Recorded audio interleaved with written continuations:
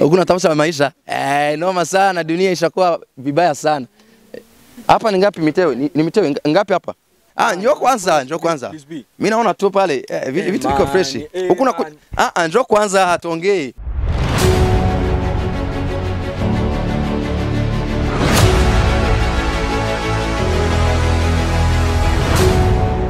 Hello my people, everybody wherever you are. It's your boy Lily Ox. The solution, the revolution, and the meshi gose mapinduzi, mabadiliko, vitamin, na the meshi chane ndabara mkijwa muri hose nyuma kamera muri kumwe na Liz B naza kwa musamu mumenyereye kameramani wacu ni Azwan TV mukurikirana ubwo tuko tugenda muri quartier kwetu Swazi kama kawaida. Nadhani mshazoea hapa tuko tunawanda tuko tunaangalia gisi watu wanaishi, raia gisi wanaishi, inakuwa fresh sana. Tuko tunawanda tunaona watu wanafurahi, ni mida za asubuhi za saa 4 saa 5 hivyo. Karibu sana, uende kwenye YouTube, ufanye subscribe, share na like, itakuwa fresh sana ukidondosha comment yako kule. Asante sana wanaotufuata on Facebook ni Azwan TV, niweza ko naho muradu tusangaho nkuko bisanzwe emisi yose ni kwetu. Karibu sana, tuko tunawanda tuko tunaangalia hapa. Niko nasikiliza ngoma ya Satbi inaita tik maji. Bwana cameraman njoo salama fresh, mko poa washikaji wangu hapa niko nasikiliza tik maji inakuwa fresh. Huyu jamaa Satbi noma sana, nyimbo nzuri sana. Hapa tuko tunaangalia gisi watu wanaishi uko babayeho imibereho yabo, tunaona ko baba banezerewe cyane. Kuna wakina mama hapa wako natafuta maisha, ni kutafuta maisha hapa na pale. Mnajua vitu maisha ni kutafuta maisha ni kutafutisha. Na niwaza kwa na mama nao bamaze kwa bumve batahura ibintu nk'ivyo. Amujya mama muko sawa? Wani wa mama wangu hapa, acha tuwasalimie cameraman, acha tuwasalimie kidogo. Naona hapa wako natafuta maisha. Salama mama, mko fresh? Papa, unatafuta maisha? Noma sana, dunia ishakuwa vibaya sana. Hapa ni ngapi miteo? Ni miteo ngapi hapa? Hapo ni 300. Sasa mnapata wakilia watu wateja, mnawapata kirahisi, mnawapata miteo inakuwa fresh. Cameraman sogea hapa waone miteo ya mama hapa. Niweza kwa ibintu byiza cyane. Hapa ni ngapi? 200. Fresh sana. So niko napita, niko naangalia gisi watu mnaishi. Nadhani niweza kwa ibintu byiza cyane. Ngushamo no gusenga Imana kugira ngo Imana ibandanye ibagirira neza. So murakoze cyane. Hawa ni mama wazetu hapa wako natafuta maisha. Mungu awabariki sana na watangulie mbele. Salama papa. Mumeze neza? Hii ni kwetu show ichakuri Azwan TV. Niweza kwa byiza cyane, ni kwetu show musanzwe bimenyereye. Hamwe na tik maji hapa ya Satbi niko nasikiliza ni mudondo tik maji ni churi. So inakuwa fresh sana. So karibu sana tena on YouTube, ufanye Azwan TV. Mugenda ari subscribe, like, share na comment ya bariya ubanze tubwire ko ibintu bibona si ari cyo twohindura cyane twokongera ko kugira ngo ibikorwa bibandanye bimera neza cyane. Niyaza ko tugenda duca makartier uko ubuzima bw'abantu tubayeho, na cyane maisha ya masters kule mitani inakuwa fresh sana. Acha tupite hapa tusalimie baba hapa. Mumeze neza papa? Mwaramutse amahoro? Mwaramutse fresh? Fresh sana. Mshikaji wangu. Oya vipi? Uko fresh? Salama bosi. Cameraman njoo. Huyu ndo tuko tunatafuta. Njoo. Ureniwe akomeye cyane. Huyu ni saa hapa mtaani hapa. Karibu sana. Njoo cameraman. Vipi za? Mnaona vitu fresh pale? Njoo kwanza. Mimi naona tu pale vitu viko fresh. Njoo kwanza hatuongee. Niwaambie mimi niko na sikia kwanza. Mimi niko napita. Jera ko ndirenganira fresh. Nkuko bisa wanaita kwetu show. Kwetu show. Ni kiganiro kigica mu makartier turi ubuzima bw'abantu. So mimi niko napita. Target yangu haikukuwa wewe. Target yanje ntiyari wewe. Jena ko ndarengana fresh, lakini tu naona tu nakukuta hapa. Labda ningekupitia home, lakini hii inahusika na maisha ya masters. Ibi biraba ubuzima bw'abastars mu makartier ariko n'abantu basanzwe. So labda ningekupitia home, lakini nakukuta hapa. Njoo kwanza tuongee kidogo afu nipite. Njoo kwanza tuongee kidogo afu mimi niendelee zangu. Cameraman sogea huku tuongee na jamaa hapa. Mimi naona kinywaji gani hiki? Akanaga kiga boss. We ikara tuongee kwanza. Akanaga kiga boss nagachi. Sio fresh kwe. Akanaka nakanuka kine nungu hagwa. Nakanu nyine Unakunywa vitu hivi? Bwana hapa sasa tuko na jamaa wetu hapa mtaani. Huyu ni mwimbaji kwa nyoha mjui. Uno muririmbyi kubata muzi nibaza ko turenga turi ubuzima bw'abantu kwetu shonko musango muyimenyereye izunguruka mu makakira ubuzima bw'abantu. Nibaza ko mwabonye ko abantu bariko barondera ubuzima abandi bateramye, ariko none tuce duca hano hantu turiko turamukana tubona umustari wacu nga. Ego nibaza ko tangura wibwire izina abagukurikirana, izina ninde?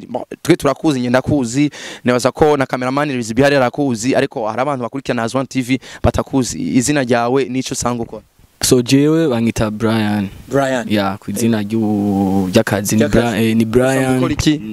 Ndumuririmbyi ndumurapera. This is rapper.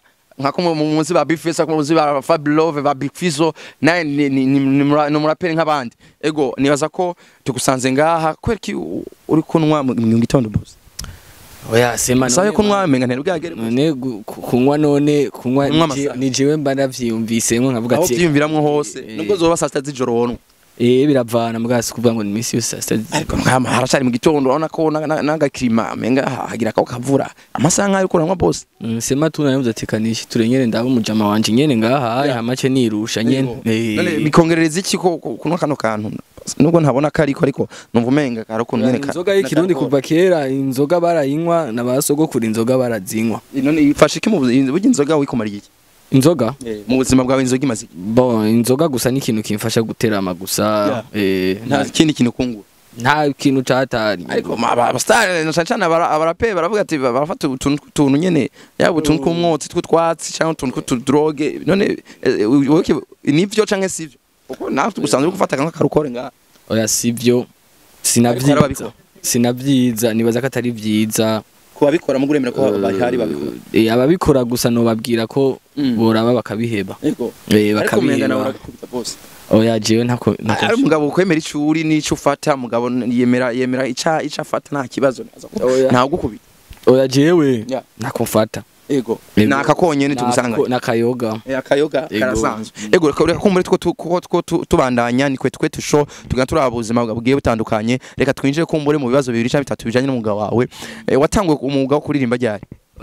Nibaza ko hari muri 2018 ego watangwe gute ugeze he kuva utangwe 2018 watangwe gute unaho ugeze he ku mugabo wawe? Bon jewe natanguye 2018 kungene natanguye n'umugenzi nyene yarasanzwe aririmba yumvise ko nanje fisi yo tara yo kuririmba nyene carambwira ati none eske woza tugafashanya tugakora com group nani ndamubwira ati Jenny fresh ni bon niho rero naciye 2018 ndibuka nko muri December uko niho naciye nja kubiyungako ego ne warimba muri groupe cyangwa se mu gutwa gute ni Kajeta yatangujwe na Fabulove nimba ntihenze Fabulove wayitanguje Fabulove ego turamutse Fabulove hari big up sana nibaza ko bimwe mu bikorwa wakoze wareze benshi abafashije benshi ubu ari vyamwe ariko bigaragara ko bafise ico bamaze mu muziki ndundi nibaza ko big up sana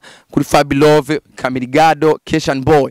Ego none ugejeje kuvutangura 2018 ugeza hugeze ni iki kintu umaze kuvuga ngo ni intambwe cyangwa se ni step umaze gukubita mu muziki cyangwa muri career yanje y'umuziki wa rap? Okay hama kuri ico kibazo mbajije intambwe ubona tumaze ego muri career yanje kimaze kuvuga ati mbo ndamaze gutera iyi step ndamaze kutihatu ego ndamaze kubona ibintu byinshi muri rap narize ibintu byinshi naronse abagenzi bamfasha kunyigisha mu muziki na sina rap gusa hariho n'utundi tuntu nagiye ndamenya kuvuza ama instrument ndiko ndabigerageza kandi gukorana n'abandi byaramfashije kubona inzira kubona nyani urugamba nyene iyo rutera ruje ego avuze ikintu ciza cyane baza ko kifise bake surtout mu ba mu star baba rapper yaza ko avuze ikintu cyo kumenya instrument ivyuma by'umuziki ni ikintu n'abantu biste badafise atari benshi cyane uretse bamwe ba Estanish bande mbona na Satbi abijemwe muri live music ariko nibaza ko ni ikintu mu rapper ari nibaza ko ari bake numwe muri bake bazi ama instrument.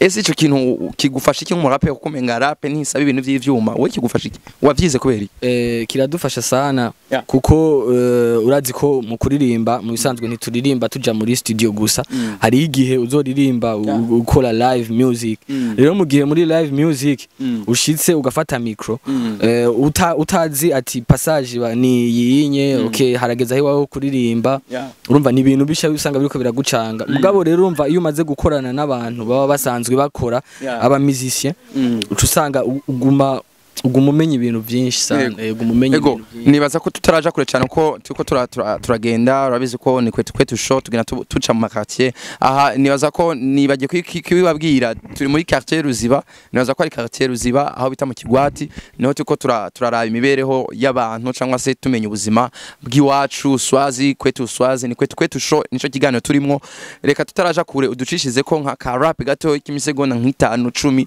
kugira ngo twumve bya vrai kajeta irafise ico yamaze haraho twumve tara yako kuko ubundi tara ni kuba umuntu amenya kwamagavye mu rapper ni nk'umusirikare amagavye hayi hose ngukubita rap ni gusatura bikagenda neza cyane reka taga travaye na inariye oya ntaco akonyene shaka kugira freestyle ivyo uri kurabona ndabizi ko Fabilove naza kwico kinagikaze ko cyane nta kibazo reka ndagucishize ko nubwo ari imerutse ka travaye okay Mumbuto dufise ibitego dufise hiwacu Burundi buhire hari njabuka maze ari n'ibindi ntaza kiwacu Burundi bigwiye kurugutura amate nkubwira kabanga dufungure hama dukure nico tazura bazu bugaru bubuze ni nka kujya umenga ubupfuye ubukaru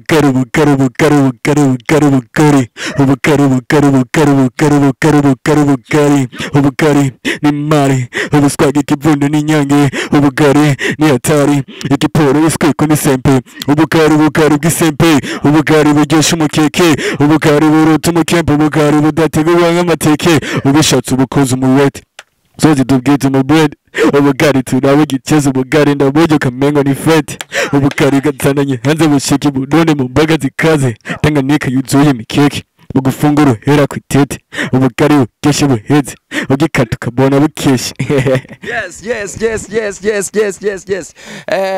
niwaza ko ari ikintu kiza cyane mwumvise rap yiwe jamani noma sana anapiga rap kabisa unasikia kweli na rap yake kabisa ni kari sana niwaza ko abagomba kumenya cyane umuririmbyi wacu hano murape wacu niwaza ko boja ku mbuga ngurukana bumenyi platform za Kajeta niwaza ko bandika Kajeta ni Kajeta business ucubibona ibikorwa bya YouTube kuri Instagram hose biriko ego abakeneye kura mu rapper wacu ni Kajeta business ugenda kuri YouTube Instagram platforms zose ucumuronka cyane baza ko mwumvise ahageza cyangwa se ikipaji cyo nyene kimeze ego naza byo gusozera nikiye kintu uvuga ngo intambwe yawe uzotera ese urapanga kuva muri Kajeta ukakora wenyene so gupanga kuva muri Kajeta kuvuga ngo nzoba mvuye muri Kajeta ukora wenyene ukora ku ruhande ndashobora gukora je nyene mugabo usanzwe ndi muri Kajeta kuko Kajeta ni association ni ishira hamwe ni Carrefour des jeunes talentueux urumva ni ihuriro ry'ugwaruka rufise impano zitandukanye urumva urashobora gukora ibyo wawe Kariesoro uri wenyene mugabo shira hamwe urumva muri mu shira hamwe okay ni nuho mu rapper wemera mu Burundi so mu Burundi nibaza ko nta murapera ruta Fabilove Fabilove aho uravuga ati vraiment uyu jama noma Fabilove umwemereye ki burya Fabilove minaza ko mwe mu mwegereye cyane mu muzi kudusumbya ni kiye kinuga ngo Fabilove ndakimwemereye Fabilove cyambere na mbere coco arafise ishaka ishaka sana arafise ishaka gose mu byerekeranye na rap arafise ishaka arafise gushaka ku bonovuga guti kwigisha abandi kuvyura n'izindi impano za batoyi babo kugira ngo bashike kuterambere ryabo baciye muri rap babicishije muri rap nyene arafise ngina icafise muri waragitanga kandi n'ikindi asanzwe asanzwe akora rap nta kuno wewe wumva ati je ndashaka kumusuma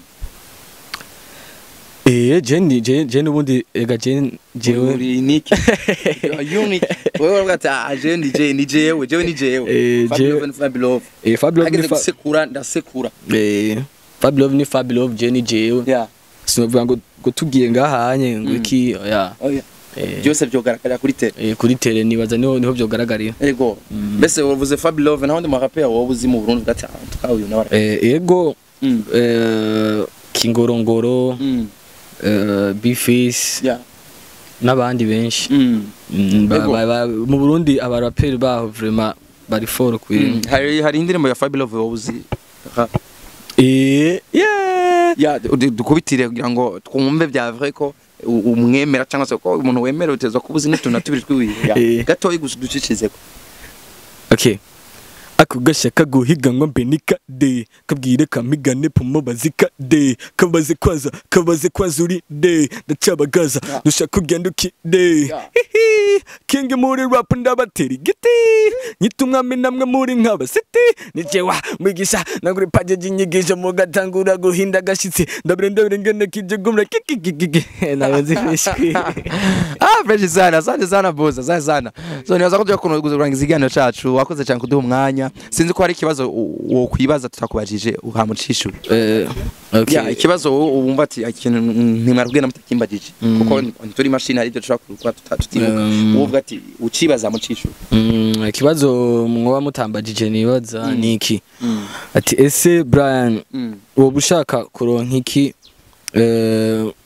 muri ako kazi kawe kwa KARABAY ngace ndakwishura nti ndashaka kuronka amafaranga ugomba kugenda bigutunga ibintungire n'umuryango nibaza ko ari ivyo twakubona Brian kuri micro za Azwan TV inyuma ya kamera kumwe na Lisby twako turawanda turaba ni kwetu shone nkuko bimenyereye ni Azwan TV nibaza ko ndagutumirira kuri YouTube ugire Azwan TV subscribe like na share na comment yawe hari yagira ngo tubwire uko ibikorwa byacu byakira uko bimeze cyo twohindura ico twokongerereza byo umugisha cyane gusumba ego my people aho muri hose ndabakunda cyane kuri micro mwari kumwe na Lily Ox the solution the revolution the vitamin n'ayandi mwe menshi gose nkuko musanzwe mubizi sindabagusha ndabakunda cyane nibaza ko turi kumwe tubana turaba so Brian so mimi naenda so miko naendelea kazi yangu hapa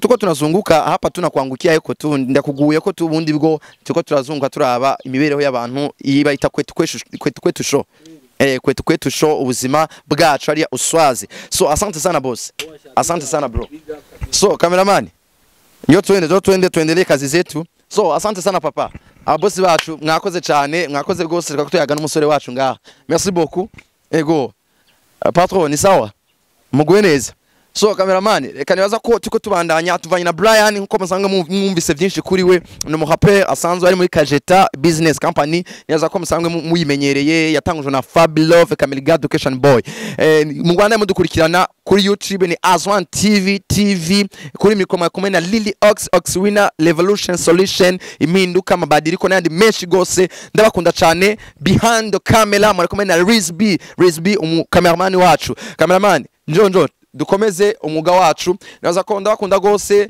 ndabakunda cyane ariko noneho ndabatumira gose gukurikirana ibiganiro byacu iyi ni kwetu show muyisanga kuri Azwan TV so asante sana ciao